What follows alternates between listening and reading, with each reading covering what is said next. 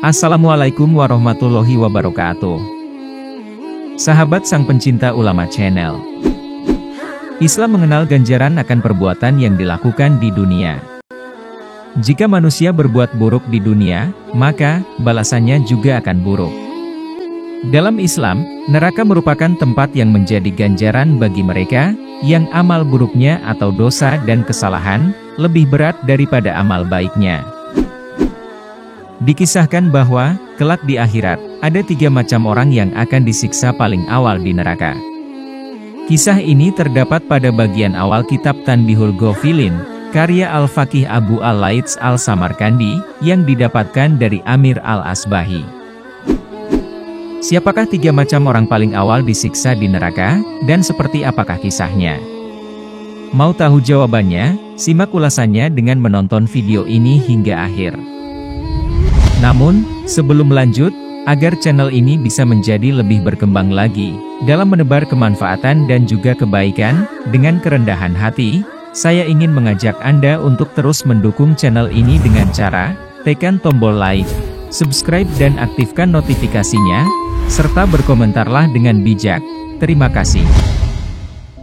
Sahabat sang pencinta ulama channel, Al-Kisah. Pada suatu hari, Amir Al-Asbahi pergi berkunjung ke Madinah, dan melihat sesosok laki-laki sedang berada di antara sekumpulan orang-orang.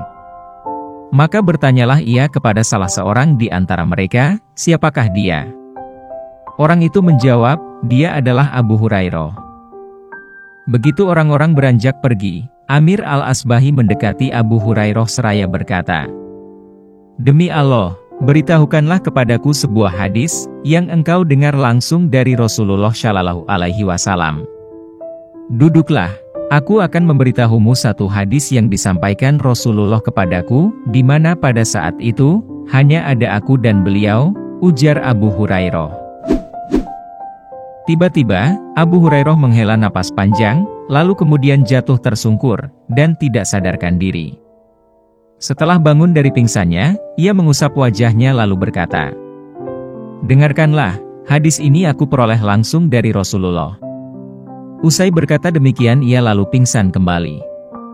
Kejadian ini berulang sampai 3 kali, hingga ketika tersadar dari pingsannya, yang ketiga ia berkata, Rasulullah Shallallahu Alaihi Wasallam bersabda, "Sesungguhnya, kelak pada hari kiamat, Allah yang maha memberi berkah dan yang maha tinggi, akan mengadili semua urusan makhluknya, dan setiap dari mereka, akan tunduk kepadanya." Orang pertama yang dipanggil adalah orang yang ahli membaca Al-Quran.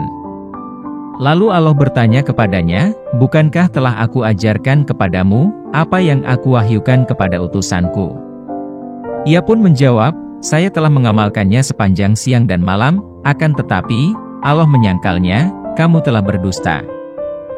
Lantas malaikat pun berkata, "Kau pendusta, sebab kau melakukannya agar mendapatkan pujian orang, dan supaya dicap sebagai orang yang ahli dan mahir membaca Al-Quran, bukan semata-mata karena Allah, dan itu semua telah kamu dapatkan di dunia."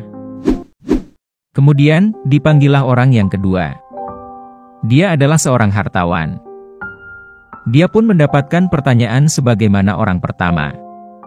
"Apakah yang telah kamu perbuat dengan harta yang telah aku berikan kepadamu?" Dengan mantap orang itu menjawab, "Aku telah membelanjakannya untuk menyambung silaturahim dan bersedekah dengannya. Akan tetapi, Allah menyangkalnya."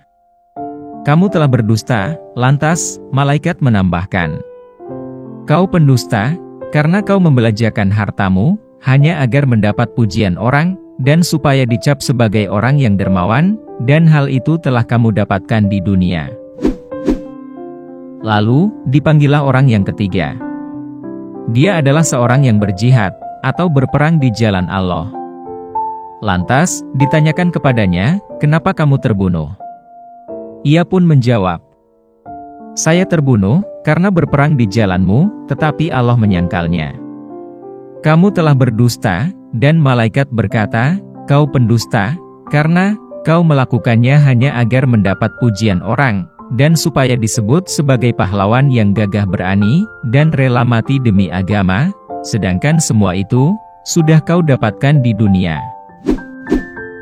Setelah itu, Rasulullah menepuk lututku, terang Abu Hurairah, lalu bersabda, "Wahai Abu Hurairah, ketiga macam orang itulah yang paling awal disiksa di neraka." Demikian kisah tersebut, semoga kita bisa mengambil hikmah bahwa, niat semata-mata karena Allah itu penting dalam amal ibadah. Sebab, betapapun banyak amal yang kita lakukan, semuanya menjadi tidak bernilai jika dihinggapi rasa riya. Sahabat Sang Pencinta Ulama Channel, demikian penjelasan 3 macam orang paling awal disiksa di neraka.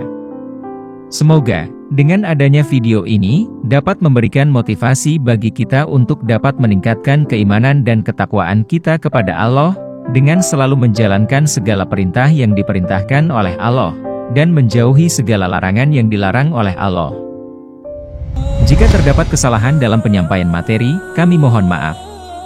Itu adalah murni kesalahan dari kami sendiri. Jika benar, serta memberi manfaat bagi Anda, itu semata-mata datangnya dari Allah Subhanahu wa Ta'ala. Terima kasih sudah menonton dan sampai jumpa di video kami selanjutnya. Tetap dukung kami.